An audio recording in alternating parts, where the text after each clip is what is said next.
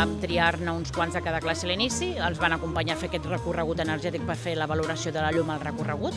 que l'empresa Synapse City ens ho havia fet, i en seguida ho van veure clar, amb una mica de guió dels mestres, van ser ells els que anaven de classe en classe i ho explicaven als seus companys, i molt convençuts del que deien, i els altres alumnes, pel que hem vist, s'ho han cregut i ho han viscut com una cosa molt important. A partir d'aquí entenc altres coses, no només entenc la meva escola, puc entendre millor casa meva, puc entendre fins i tot altres edificis, puc entendre el carrer fins i tot. És un procés que has viscut de forma molt agradable i que